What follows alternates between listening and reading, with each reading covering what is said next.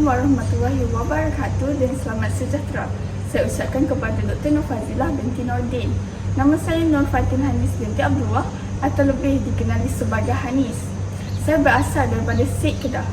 Sebelum saya berakhir perkenalan ini, izinkan saya menyampaikan serangkap pantun mengenai kesantunan berbahasa. Pagi-pagi menganyam ketupat, jangan beronggas, biarlah mampat.